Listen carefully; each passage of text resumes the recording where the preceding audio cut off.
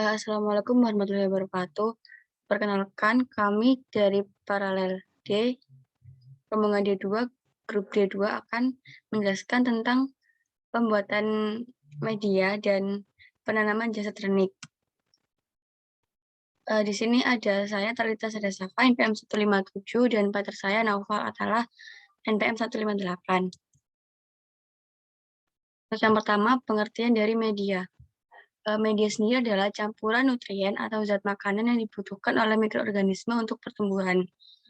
Media pertumbuhan itu mengandung unsur karbon atau C, hidrogen atau H, oksigen atau O, nitrogen atau N, dan fosfor atau P.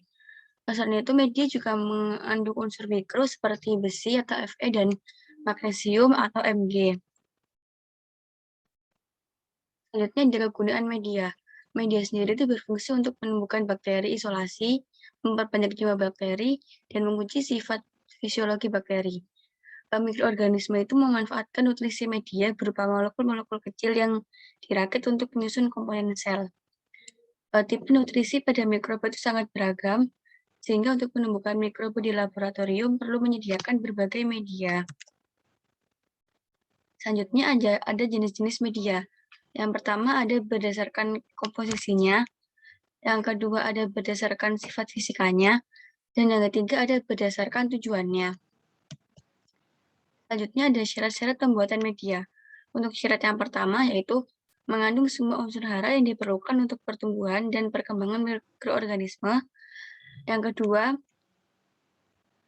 untuk mempunyai tekanan osmosa, tegangan permukaan, dan pH yang sesuai dengan kebutuhan mikroba. Yang ketiga, media harus dalam keadaan steril. Selanjutnya ini ada bahan pembuat media. Yang pertama ada agar, yang kedua ada pepton, yang ketiga ada yeast, yang keempat ada ekstrak daging, dan yang kelima ada karbohidrat. Selanjutnya ada prinsip-prinsip dasar dalam pembuatan media. Yang pertama ada pencampuran berbagai bahan. Selama pencampuran dan pemanasan, medium dilakukan pengadukan, dan itu dijaga agar jangan sampai meluap. Selanjutnya ada penyaringan media, di mana beberapa jenis medium itu kadang perlu disaring menggunakan kertas saring atau can yang tipis. Selanjutnya ada pengaturan pH. Medium kadangkala memerlukan nilai pH tertentu sehingga perlu dilakukan pengaturan pH. Pengaturan pH itu dilakukan dengan penambahan larutan NaOH atau HCl. Yang keempat ada penambahan antibiotik. Ini itu diperlukan untuk mencegah pertumbuhan jenis mikroorganisme lain yang tidak dikehendaki dalam pembuatan media tersebut. Di dalam penanaman jasa ternik. Yang kelima ada pemasukan medium ke dalam tempat atau wadah tertentu. Wadahnya itu harus bersih, bebas dari debu, dan tidak terkontaminasi. Selanjutnya itu ada sterilisasi medium. Ini tuh dilakukan tergantung medium yang kita pakai itu apa. Salah satu cara yang efektif itu menggunakan autoclave. Yang ketujuh ada penyimpanan medium. Medium yang sudah dibuat dan sudah steril, itu sebaiknya disimpan di refrigerator. Selanjutnya ada nutrisi yang diperlukan. Analisa dari komposisi kandungan unsur sel mikroorganisme menunjukkan lebih dari 95% dari berat kering terdiri dari unsur utama atau minor element, yaitu unsur karbon, oksigen, hidrogen, nitrogen, sulfur, fosfor, kalium, natrium, kalsium, magnesium, dan besi. Ini tuh yang pertama ada sumber karbon. Molekul organik umumnya mengandung karbon sebagai tulang punggungnya seperti karbohidrat, lemak, protein yang terdapat pada pepton, glukosa, dan lain-lain. Selanjutnya ada sumber dari nitrogen. Ini tuh mencakup asam amino, protein atau senyawa bernitrogen lain yang terkandung dalam pepton, mid ekstrak, atau triptose. Selanjutnya ada sumber oksigen, di mana sebagian besar oksigen ini tuh didapatkan langsung dari udara, sedangkan mikroorganisme yang dikultur pada media cair, sumber oksigennya berasal dari oksigen yang terlalu dalam air. Selanjutnya ada sumber dari fosfat. Sumber fosfat organik seperti beberapa protein, kofaktor atau ATP dapat yang dijumpai pada bahan yeast ekstrak atau pepton. Selanjutnya ada ciri-ciri kerusakan pada media. Yang pertama ada berkurangnya kapasitas pertumbuhan, yang kedua ada penyusutan kekentalan, yang ketiga ada warna menjadi keruh atau menjadi gelap, yang keempat itu ada perubahan pH, dan yang kelima adanya pengendapan. Selanjutnya ada pengertian dan kegunaan dari jasad ternik. Jasad hidup yang ukurannya kecil sering disebut juga sebagai mikroba atau mikroorganisme atau jasad ternik. Jasad ternik disebut sebagai mikroba bukan hanya karena ukurannya kecil sehingga suka dilihat dengan mata biasa, tetapi pengaturan kehidupannya yang lebih sederhana dibandingkan dengan jasad tingkat tinggi. Jasad ternik sendiri biasanya digunakan pada tahap awal proses fermentasi.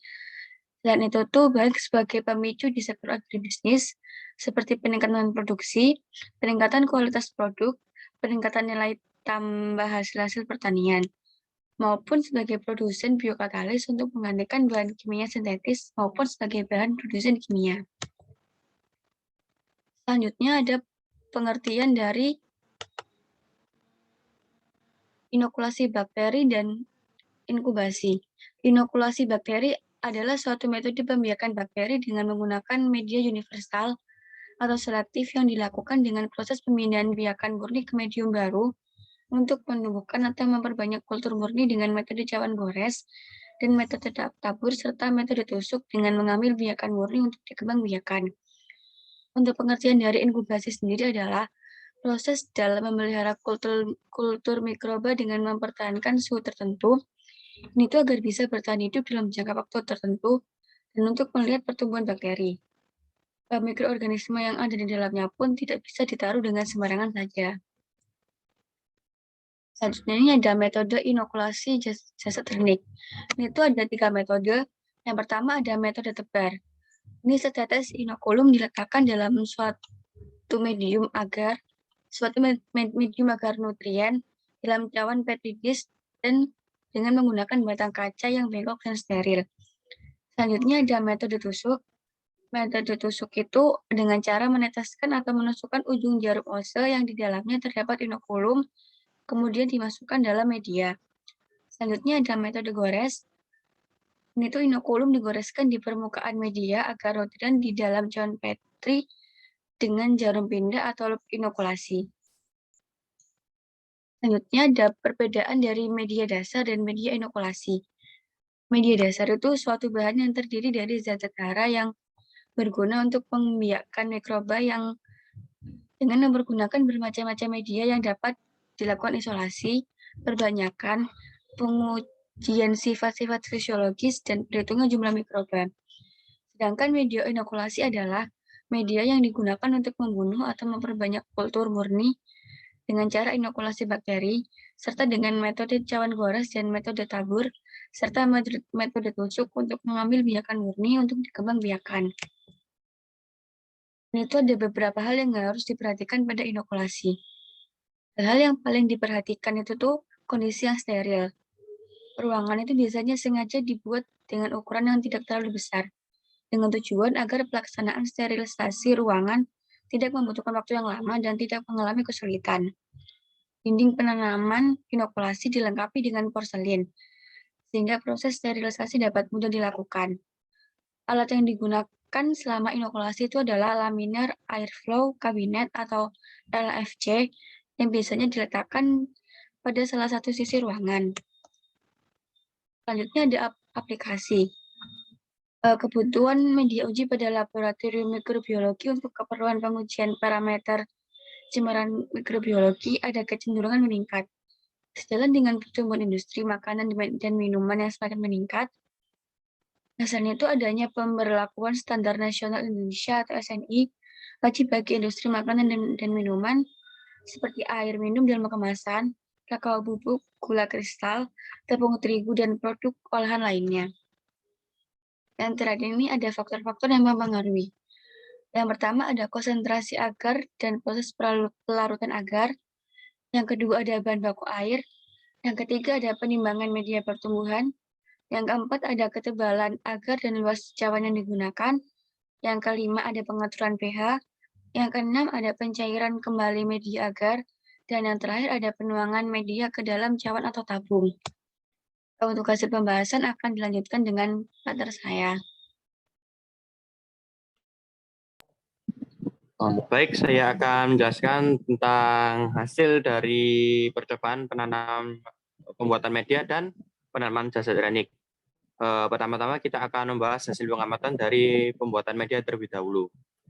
Untuk media akar, bentuk medianya sudah bisa dilihat seperti yang ada gambar pada presentasi,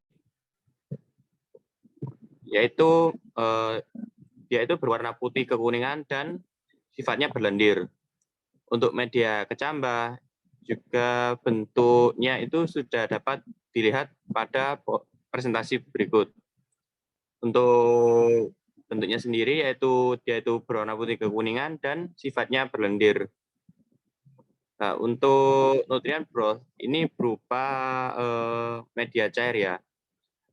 Untuk penampakannya sudah bisa dilihat pada presentasi. Dia berwarna putih kekuningan dan memiliki sifat berlendir.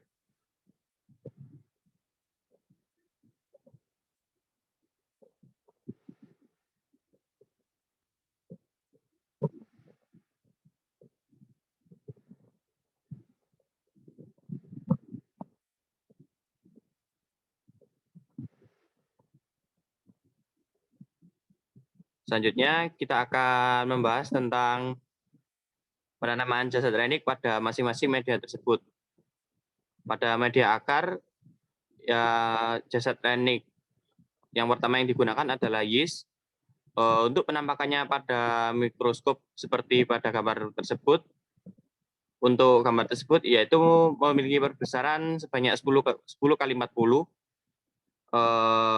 Sifat jasa tekniknya berkoloni dan bentuknya fokus.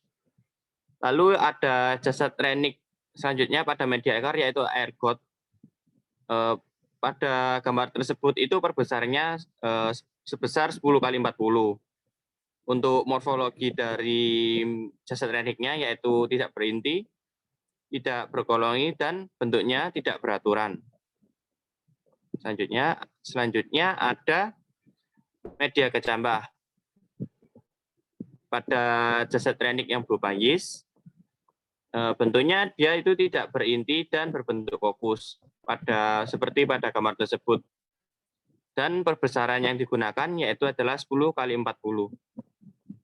Selanjutnya untuk jasa teknik berupa ergot, perbesaran yang digunakan masih sama yaitu 10 kali 40. Penampakan pada mikroskop itu bisa dilihat pada gambar tersebut.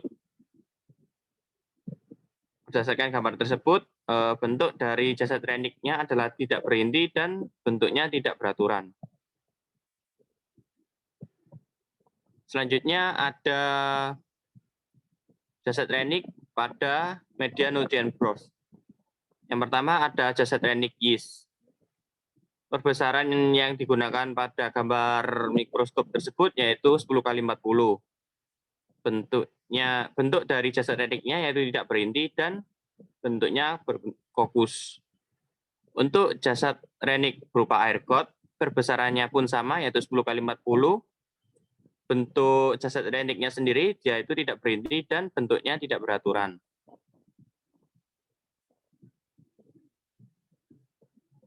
Baiklah, pada praktikum kali ini, itu kita melakukan 2 percobaan, yaitu pembuatan media dan penanaman jasa teknik. Di mana media yang digunakan yaitu ada 2, yaitu media cair dan media padat. Media cairnya berupa nutrient broth, dan untuk media padat berupa media akar dan kecambah. Untuk jasa teknik yang akan ditanamkan yaitu ada yeast dan ergot. Pada pembuatan media nutrien akar diperlukan bahan berupa aquades, agar-agar, ekstrak daging, dan pepton.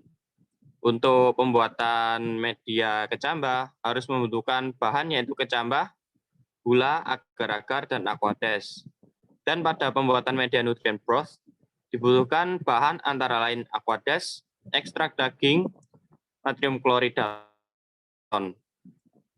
Untuk percobaan penanaman jasa teknik dilakukan pengamatan secara makroskopis dan mikroskopis. Pada pengamatan secara makroskopis bisa dilihat bahwa pada media agar, kecambah, dan nutrient broth semuanya berwarna kuning dan berlendir. Untuk pada penanaman jasad renik pada media cair, yaitu pada nutrient broth, setelah menuangkan media pada tabung reaksi, jasad renik itu ditambahkan dengan metode tusuk dengan menggunakan jarum OC. Sebelumnya, jarum OC disterilkan dengan dipanaskan pada pembakar bunsen sebelum mengambil jasad renik. Selanjutnya ada media padat yang dilakukan dengan metode gores, yaitu dengan menggoreskan jarum OC yang telah berisi jasad renik ke permukaan petri dish dan dilakukan inkubasi selama 48 jam.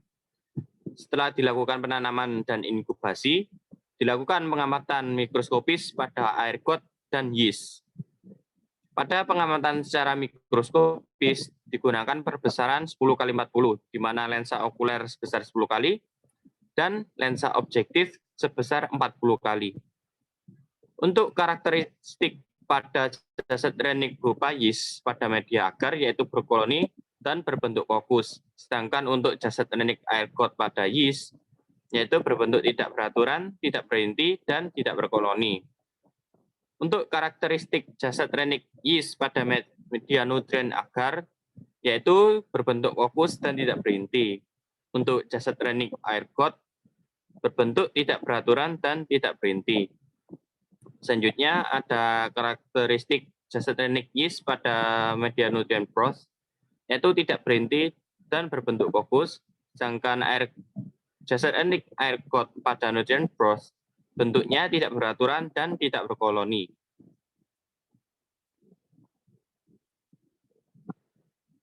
Pada percobaan ini, penggunaan media yang paling baik adalah menggunakan media agar, dikarenakan memiliki struktur paling kompleks dengan kandungan nutrisi yang sesuai untuk pengembangbiakan bakteri.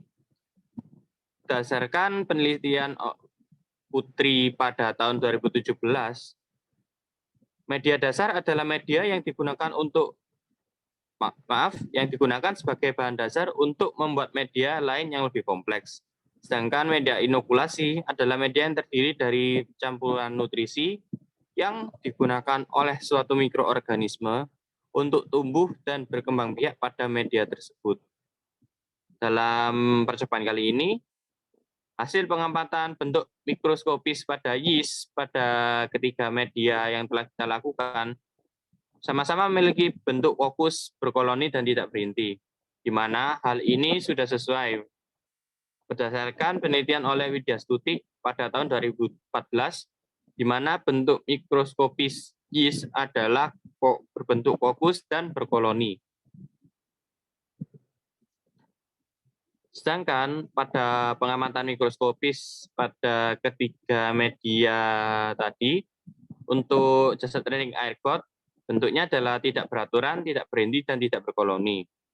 Hal ini sudah sesuai dengan teori yang dikatakan oleh Brian pada tahun 2011, di mana air got banyak mengandung jasad renik golongan protista mirip dengan hewan, di mana salah satunya adalah amuba.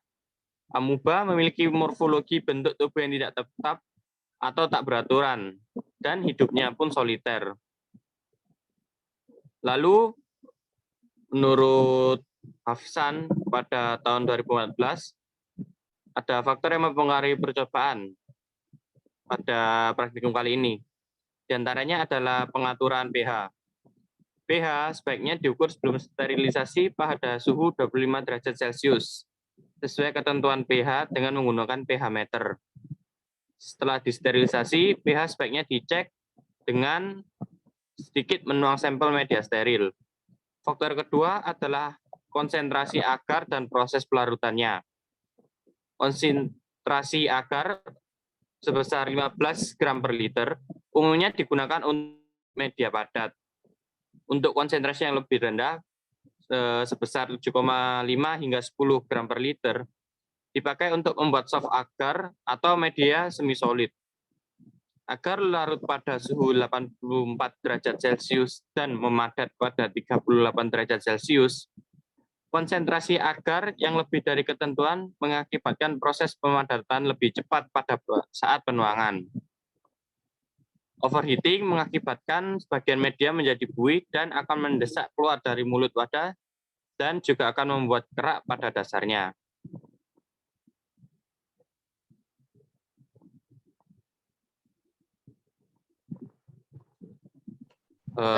Sekian pemaparan tentang pembuatan media dan penanaman jasa training dari rombongan D, grup D2. Apabila ada salah kata ataupun salah waktu pemaparan, kami mohon maaf. Wassalamualaikum warahmatullahi wabarakatuh.